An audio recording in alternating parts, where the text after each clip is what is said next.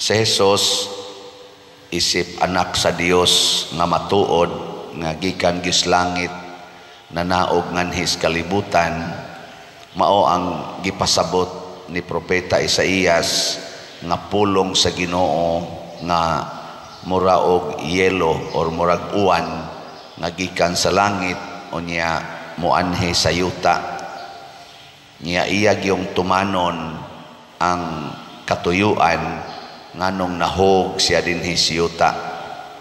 Diba ang kanang uwan og mahog sa yuta unsa may unang mahitabo, mabasa gyud ang uga niya kon sige yung uwan niya basa na kaayo unsa may sunod mahitabo, mulandslide ang yuta nga basa na kaayo niya inig landslide sige pagyapog uwan unsa may sunod mahitabo, mulunob hangtod mamatay na hinuon ang mga kinabuhi.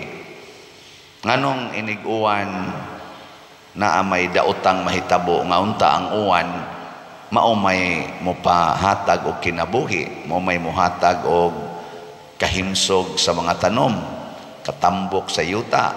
Nganong mga matay naman hinuon tungod kay dili andam, dunay mga porsyon sa kalibutan nga dili andam mudawat sa uwan, mo na nga mulandslide o kaha ang drainage dili andam mulunok na.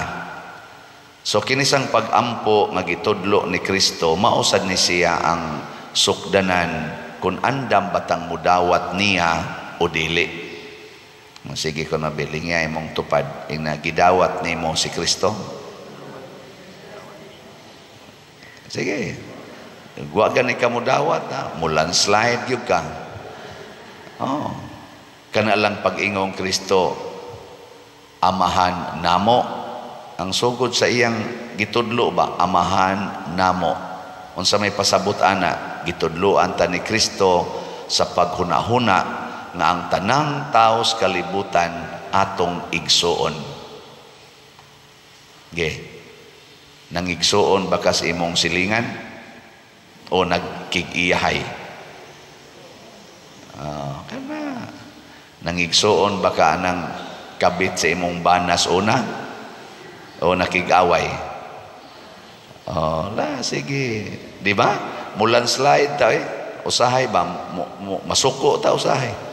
Ngano kung taong tudluan ko nimong mangigsuon anang animal dako ana, pero mao man gitudlo ni Kristo man sabi ngon amahan nako or amahan namong taga San Vicente, amahan namong taga among mga Pilipino, amahan namong taga Israel, amahan namo nga taga Russia, wa man amahan namo tanan gyud sa sinugdanan pa lang sa pulong nga iyang gilitok nakita na nato unsay tinuod nga pag-ampo.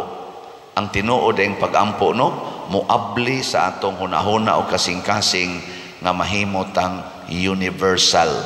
Mao bitaw ang atong simbahan gitawag og Catholic Church. Kay kanang word nga Catholic universal. Apil ang tanan. Mao na inig ampo nato, apil gyung tanan, Katoliko, dili Katoliko, wa mo tuog Ginoo, mituog Ginoo nga tao, apil silang tanan. Kada nato mention og amahan namo. Pero pila raman kabuok kasing-kasing karon sa tao, labi na natong mga Katoliko nagasigig ampo anang amahan namo nga tinuod gyung naghuna-huna nga kita anak sa Dios ug managsuon. Itaas ang kamot, kinsa ninyo ang nibati nga igsuon tang tanan? Tas kamot. Nyag baligya ag slat di mo palit. Unsa may isulti dayon, uy para ni ako. Unsa man ang klasihas igsuon kanang dili gyud makigambit sa iyang igsuon, kanang makig-iyahay ba? Unsa man ang klasihas igsuon, isipan. Nya tinuod na siyang igsuon, dili. Namang ganiro mga igsuon nga nagkinihaay tungod anang utang kay mag-inutangay man. Ako sukad sa una nga 5 raman mi ka managsuon, magsawgod taon mi anang magkiampi, magsaw mi anang mga ginamos kanang tinabal nga lawlaw katubang unsa na nga tuloy ba na o kana bang isugba ni mos kayo nga kuto-kuto og maayo ba. Oh, magsaw mi ana kami bang managsuon samtang nagtubo mi magsaw mi ana. Muna karon pagkadagko na namo nanay uban anay mga trabaho, ako sad nakatrabaho na sad ko. Ako yung gitudluan sila nga di kita mag-inutangay, maghinatagay kita, way paninglanay. Hangtod karon ako ginang gi-practice niya na amang gipipila nga mo action og kana bang murag makig-iyahay ba. Meeting dayon, meeting nganong mao man ni imong gibuhat, mura naman kagwa makighiusa.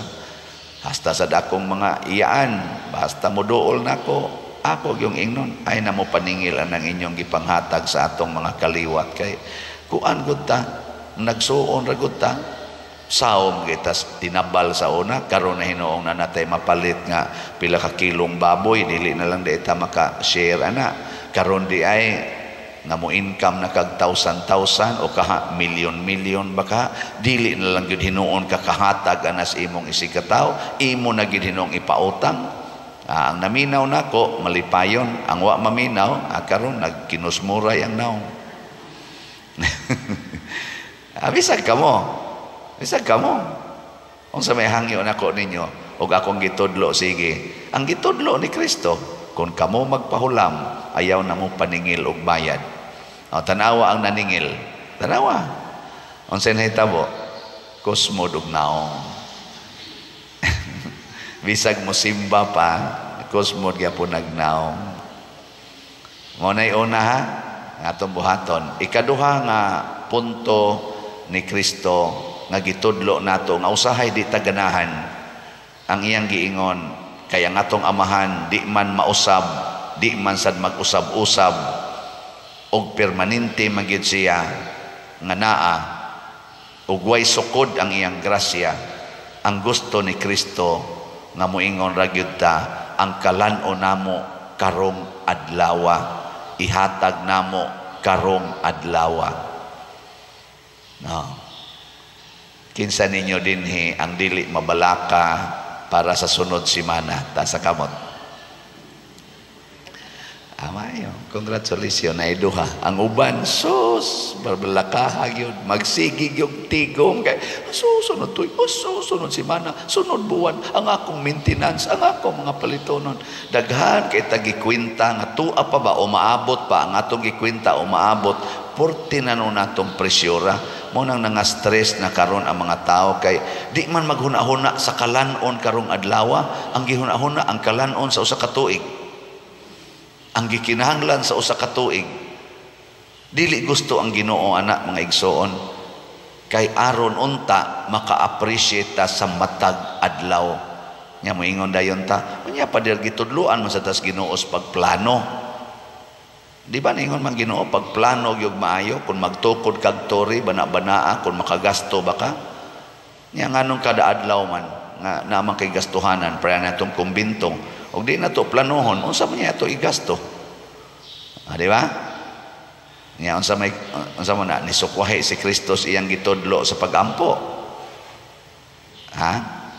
nisukwahi siya sa Ginoo waoy ingon siya pagplano bisan pag 50 ka tuig planoha pero ayaw kabalaka para sa ugma madayon man ang imong plano sa dili ayaw na kabalaka.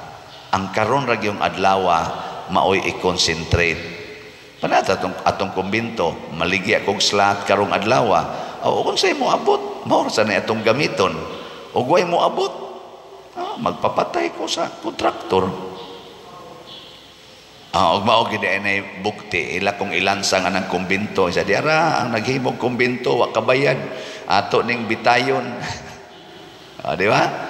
Di matuman ang imong pagbuot dinhi sa yuta maingon sa langit maingon ra man sa Ginoo ikay nag-ingon ako magtukod og kumbinto nya di nimo papalitog slot ang naminaw di ba pila ra man ang 500 para sa SBF dag pila ra man kinang 200 para sa atong DCHS di ba bugat na lang yung kay na, pero kay wa man na nimo tanduga pasabot ako ino ng Holy Spirit, wa man na nimo tanduga pasabot unsa man imo gyud kong paantuson, di ako ning antuson. Ana ra ba?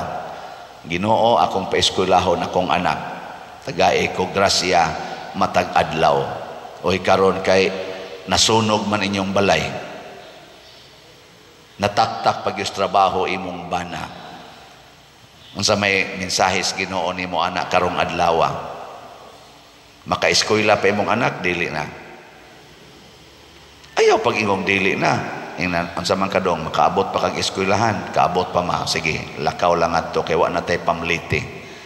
Karong adlaw ikaugma ingon imong anak ma kapoy na, lakaw pagyud wa pagikaon, pahuway lang usa karong adlaw.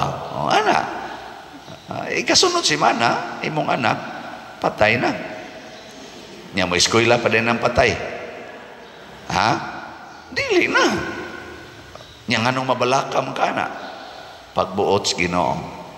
Pero maghunahuna sa ka, unsa man Lord ang imong isugo nako karong adlaw aron makit-an nako ang pagkaon karong adlaw. Nabitay nang utana nako, Pader, diin man gyud ka gasugod anang imong slat-slat nga nahimo na madyud kang slater karon. Nakuha gyud ko maghunahuna na. Ang ako ra jung gihunahuna nga ang Ginoo suguon ko niya unsay buhaton nako aning simbahan nga iyang gipiyal nako karong adlaw, karong panahona. Nya mo man toy nabukas akong baba nga islat-slat ni nato, di ako na lang sa tong giubanan. Hangtod karon sikat na kayong slat, bisag asa ko magmisa, bisag asang lugaras Pilipinas, naagi na imudol nako, Pader, palit kog slat. Ako, kanindot ani. Itunol ba? Itunol nako. Igdaing lakaw, Pader, di na lang ko moadtos Palawan, Pader, ako na ning itunol nimo slat na. Nako unsa man ning slat ay nga siya, ay ikalay mag-igo ana, Pader, bahin-bahina lang na. Ana ba? Di ang akong naong mura nagyog slat. Anya, mag-uol day ko ana. Nga dili na Padersiano ang ilang tawag nako, Pader Slater na. Mag-uol day ko, dili oy. Kung mao nay gustos Ginoo karon nga pari pa ko dinhi San Vicente Parish, ako nang dawaton. Total mobiya ra man gyud ko dinhi. Inigbiya na nako din amang ko mamaligyag slat. Maghilom naman lang ko, adto naman lang ko suok. Kinsa pa may muadto nako, wala na. Magsige na sila search sa social media, asa naman Padersiano? Was la kay baw na paralyzed na di ay agas na di ang laway dire. Ana, ang sa inyo ng picturean nga naglunang sa akong hugaw o niya i-post ninyo, mauni ang slater, mauni ang viral priest karon di na mulihok ang pikas lawas, ana di nakasulti. Di mao sa nay pagbuot sa Ginoo ang adlaw. Nga nganong mabalakam tana, di ba? Na ang gustos Ginoo mawa ning atong mga kabalaka aron di sa tamahimong daw. Kanya kanunay gitang musalig sa Ginoo kada adlaw. Kay kung magtigom na kag thousands, magtigom na kag millions para sa provision nimo for next years and next 50 years, di na kamusalig sa Ginoo. Adto na kamusalig sa imong tinigom. Unya malimot na ka nga kanang imong gitigom, ang gusto des Ginoo ipaambit ngadto sa uban. Hangtod na lang hinuon maghimo na kag mga armas kay imong iprotektar anang imong tinigom. Hangtod kadto sang imong kontra nga naghimo sag mga armas kay iprotektar siyang tinigom, maggubat na ta, mga matay na noon ang atong isig katao. Imbis himuon natong igsuon, gihimo na natong kaaway. Kanalay pipila ka punto aning amahan namo, pero ang pinakasentro nga di gid unta ta mangiglain sa tanang tao. Mo bitatong do natay gisagop diri nga foreigner kadto sesyon, di ba? Hapit gud to tuig. O tuig yun. Kapin ang atong pagsagop niya diri, dili Katoliko, dili Pilipino. Karon nakabalik is iyang nasod. Gasto gitaon ta atong duol-duol 1 million. Hastas mga allowance niya diri tanan, ang paglakaw lang ato 100,000 ato kapin ato lang to gibuhat ngano man tungod kay igsuon ra gitang tanan. Na karon lipay na kay siya dito, ambot buhi pa ba katong tawhana. Lipay naman kay siya, katrabaho sa siya dito, ana post pa siya, sila mas Remy sad mo friend, post pa siya dito, ang iya ko nung sweldo kay tag 5,000 na ang adlaw, kung i-convert og piso nya dinhi ato siyang tagaag 500 ang adlaw, ana dito 5,000 na kuno, pero wa man gyud mo palit og slot, amot lang ka kibaw man gyud ta siya unsaon pagpadala dire. Pero di na mo importante nakig-igsuon ta. Karon 50 na kabalay mga gubaong balay dinis atong parokya nga atong giayo, atong gihimuan og arang-arang nga balay. Unsa man na angayan ba na natong buhaton nga naglisod man sa ta dinhi? Angayan kay igsuon man na nato. Bisag naglisod ta makahigda man tagtarong kanain taon sila lisod kayo. Karon malipayo na silang higda-higda ang 50 ka pamilya. Di ba? Nasa mga bot dinhi kay mag mission appeal. Nga porti man atong daghanang project, gapunga-punga naman kita galisod naman kita bayad ani atong project. Na pagimanood nga mga parokya nga mangayo nato dinhi og share. Ato lagyapong dawaton kay nga naman igsuon man ta maginambitay ta kung say naay grasya karong adlaw. Di na lang ta magunahon na sunod adlaw. Mao to sila si Father Ray Cue atong Domingo, ang ilang nada nga atong donation dinhi sa atong mga kolekta niabot og 189,000. Di ba? Salamat kay Ginoo. Nakatabang ta. Nyag napay gusto ninyong mutabang atong Father Ray Cue kay iatok man to mga 376 man ting ito 300 pila to basta 300 kapin ang 1,000 ang budget nya 189 ra may atong na hatag.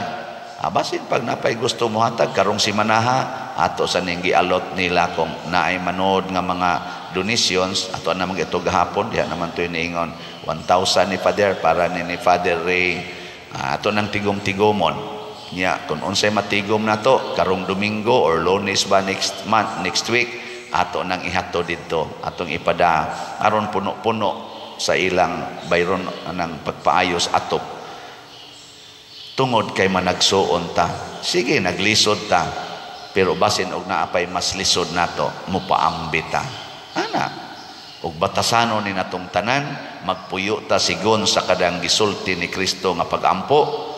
Tinuod gitang mahimong mga anak sa Dios ug mawagtang ang tanang mga problema sa kalibutan kay ang Ginoo uban naman nato, ang amahan nga makagagahom sa tanan muuban naman nato.